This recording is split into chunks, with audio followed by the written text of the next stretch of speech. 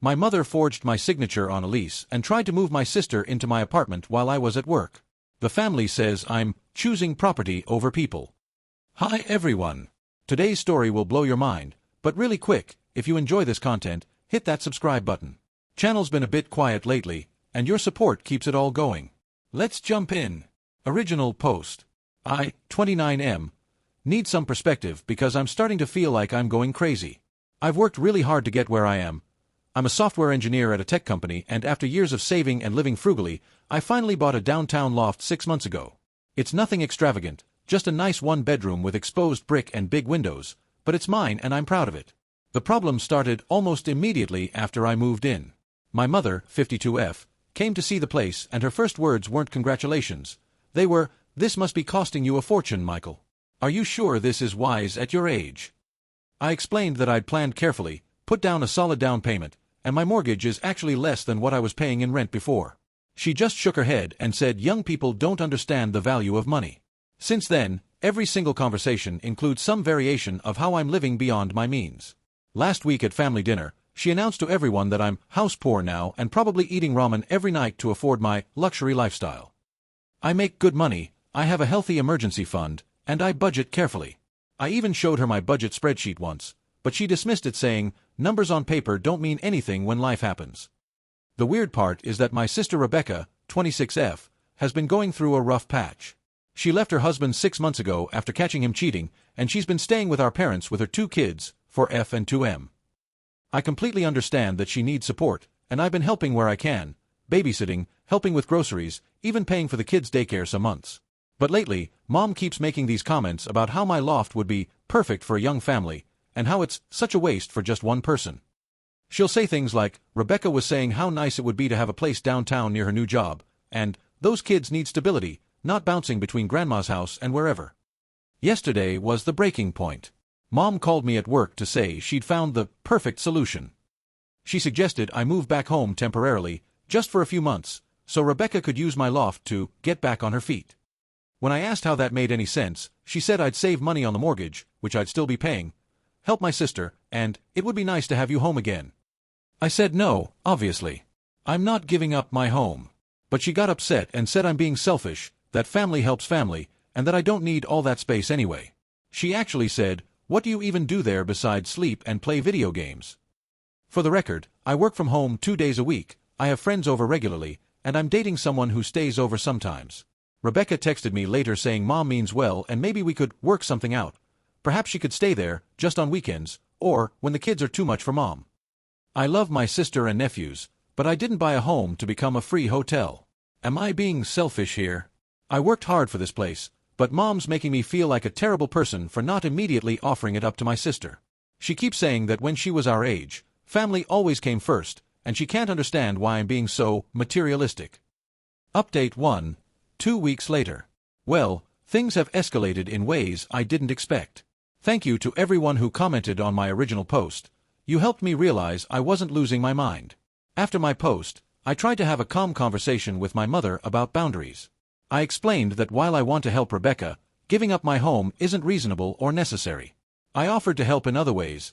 I even said I'd increase what I contribute to the kids' expenses. Mom seemed to accept this, if reluctantly. Then last Tuesday, I came home from the gym to find my mother in my lobby with a woman I didn't recognize. Turns out she was a real estate agent, Carol something, and my mother was showing her around because she wanted to get a professional opinion on the value. The doorman let them in because he knows my mom. I was furious but kept it together in front of the agent. After she left, Mom explained she was just trying to help me understand what a good investment I'd made and how much equity I could access if I sold. She'd apparently told this agent I was looking to downsize to something more appropriate for a bachelor. The next day, she sent me listings for studio apartments, with messages like, look how much you could save, and this one's near the subway for your commute. I reminded her I often work from home and need the space for my office setup. Her response, you can work from the kitchen table like everyone else. But here's where it gets worse. On Saturday, I came home to find Rebecca's car in my parking spot.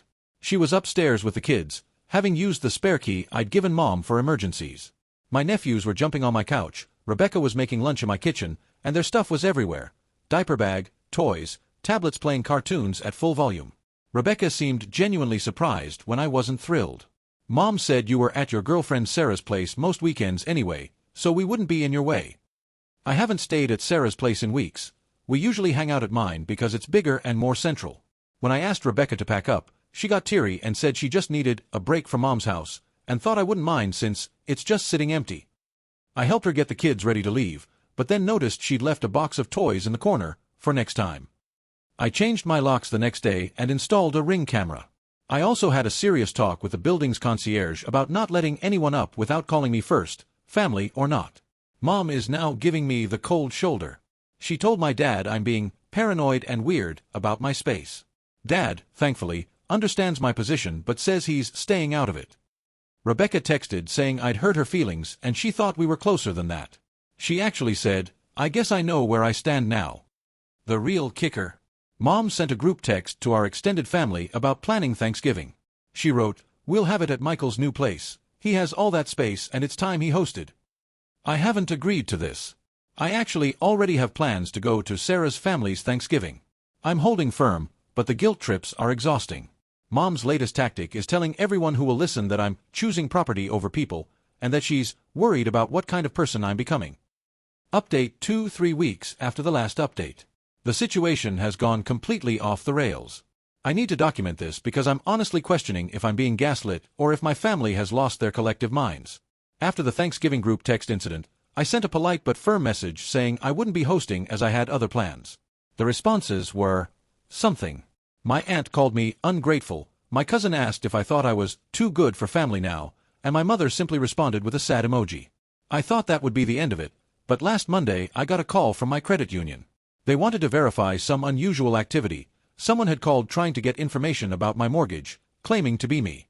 They couldn't provide the security information, so nothing happened, but it was concerning. The representative said the caller was a woman who claimed she was calling on my behalf, because I was too busy at work. Then Wednesday happened. I came home to find a small moving truck outside my building. My stomach dropped. Sure enough, Rebecca was in the lobby with boxes, arguing with the concierge who was refusing to let her up. Thank God I'd talked to them. She had told him she was moving in with her brother, and seemed genuinely shocked when he said he needed to confirm with me first. When she saw me, she broke down crying. Through tears, she explained that Mom had told her I'd changed my mind and wanted to help but was too proud to say it directly.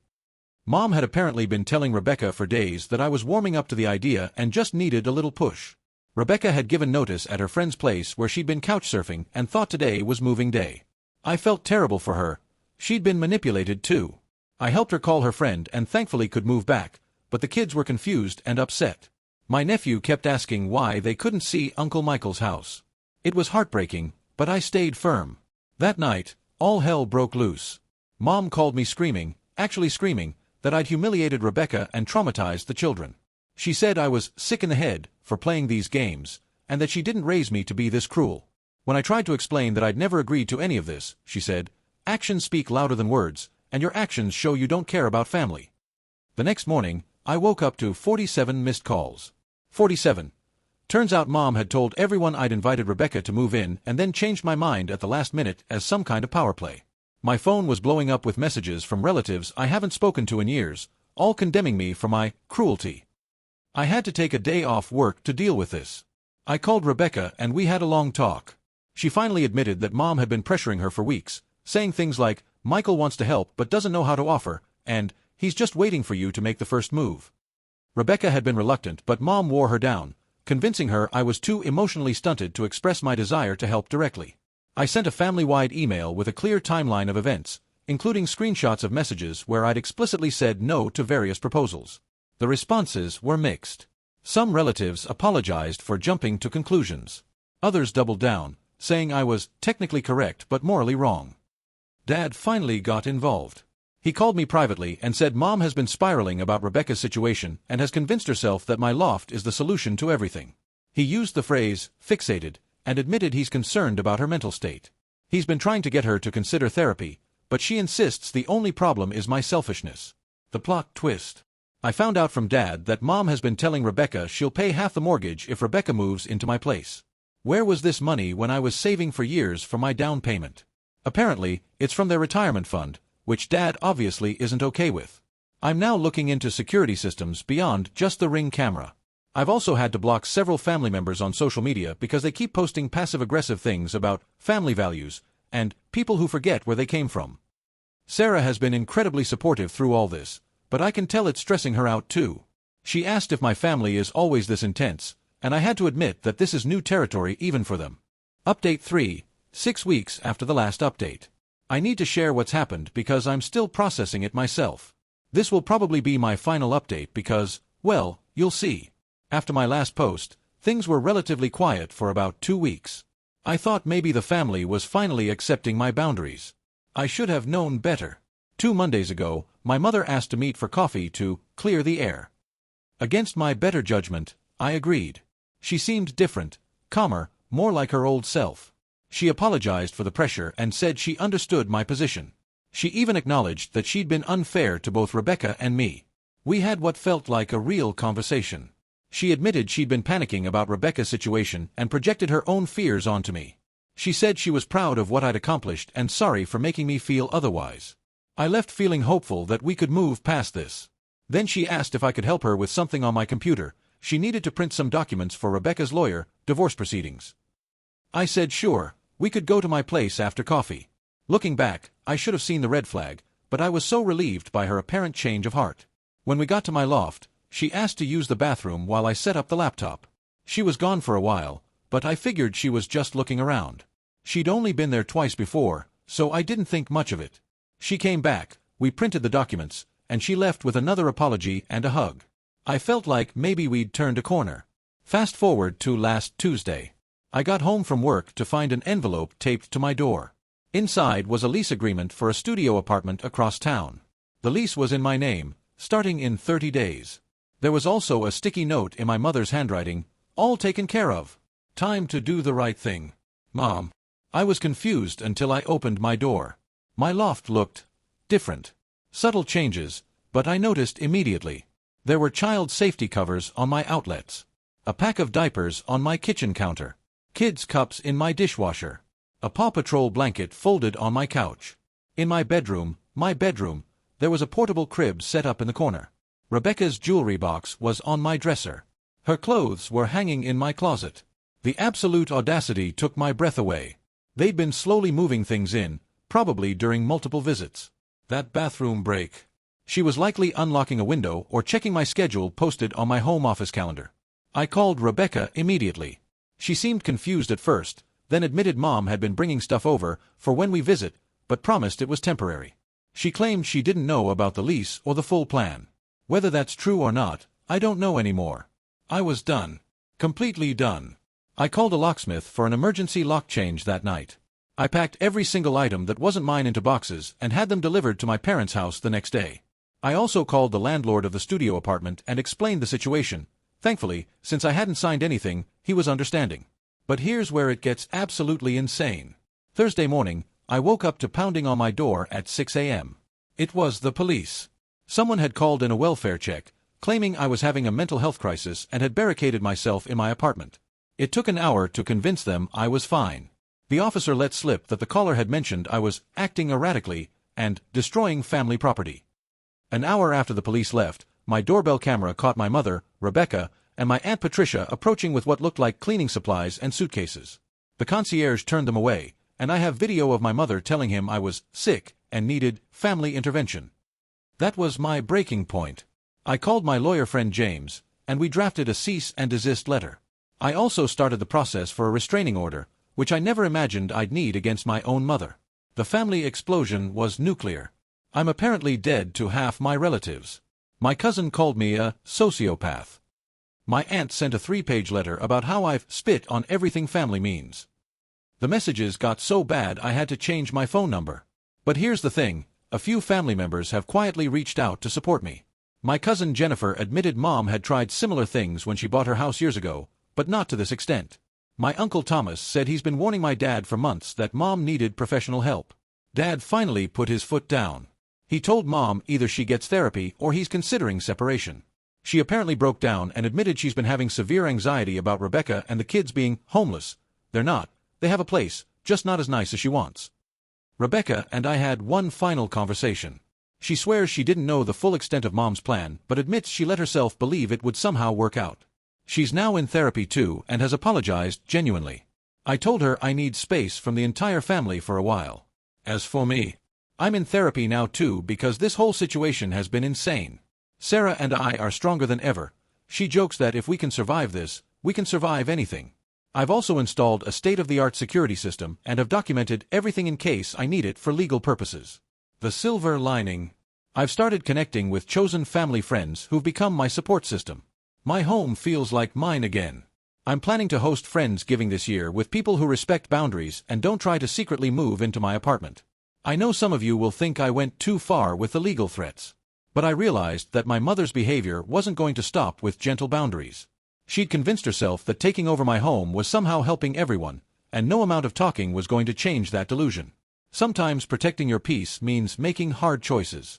I still love my family, but I love myself too. And despite what they think, those aren't mutually exclusive. Final update, 3 months after everything went down. I promised myself I wouldn't update again, but I need to share this final chapter because it's both infuriating and oddly validating. Life had been peaceful. The restraining order was never filed because Dad got Mom into intensive therapy and she agreed to no contact until her therapist cleared it. Rebecca and I exchanged cordial texts about the kids, but that's it. I'd even started feeling optimistic about eventually rebuilding some family relationships. Then last week, Jason called.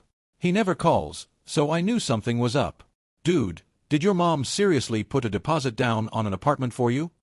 Apparently, Mom had been at a family barbecue, I wasn't invited, obviously, and was excitedly telling everyone about how she'd solved everything.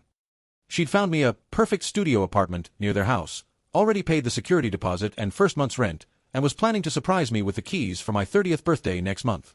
According to Jason, she'd created an entire narrative where I'd been struggling with the upkeep of my loft and was too proud to ask for help downsizing. She told everyone I'd been hinting about wanting to live closer to family and simplify my life. The studio was walking distance from their house, perfect for Sunday dinners. The kicker. She'd already given Rebecca a key to my loft for safekeeping, since I'd be traveling back and forth during the transition. She'd even bought Rebecca's kids' beds for what would be their rooms in Uncle Michael's old place. Jason said the scariest part was how reasonable she made it sound. If he didn't know the real story, he might have bought it.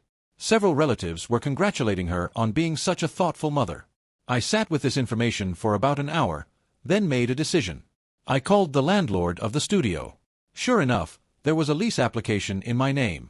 Mom had forged my signature and used an old pay stub she must have kept from when I'd asked her to review my finances years ago. The landlord was furious about the fraud and grateful I'd alerted him.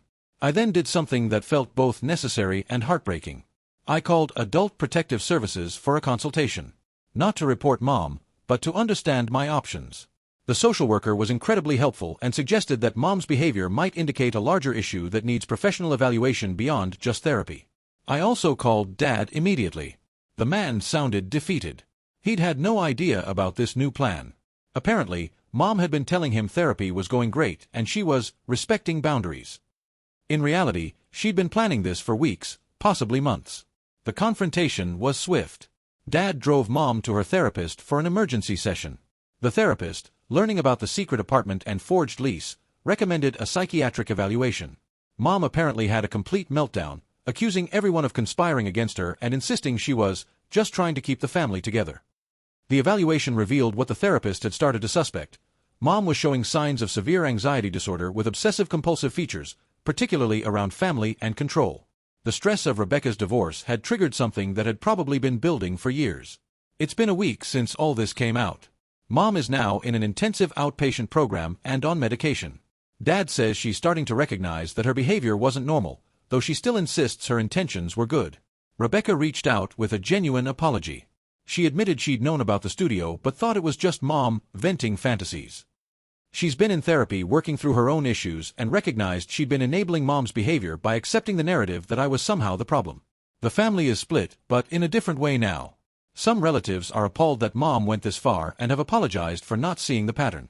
Others still think I'm overreacting, though their numbers are dwindling as more details emerge. The studio apartment landlord is pressing charges for fraud. I tried to convince him not to, but he said he has a zero-tolerance policy. Mom will likely get probation and have to pay restitution, but it's still a criminal record. I feel guilty, but my therapist reminds me that I didn't forge the lease, she did. As for my loft, it's still mine, still my sanctuary. I've actually started hosting small gatherings with friends and Sarah's family. Last week, I even had Dad over for dinner, just him. We talked about boundaries, mental health, and how to move forward as a family that respects individual autonomy. I'm not ready to see Mom yet, and I may never have the relationship with her that we once did. But I'm okay with that. Sometimes loving someone means accepting that the relationship has to change fundamentally to be healthy. The strangest part? I've gotten messages from internet strangers who've dealt with similar situations. Apparently, this kind of behavior, parents trying to redistribute adult children's resources to other siblings, is more common than I thought. It's validating and sad at the same time. So that's it. That's the end of this bizarre chapter. My 30th birthday is next month, and instead of keys to a studio apartment I never wanted, I'll be celebrating with people who respect my choices and boundaries. Sarah's planning something at my loft, the loft I bought, that I live in, that remains mine despite everything. To anyone dealing with similar boundary violations, document everything. Trust your instincts. And remember that family doesn't mean sacrificing your autonomy, safety, or sanity. Real love respects boundaries. It took me 29 years and a restraining order threat to learn that, but better late than never.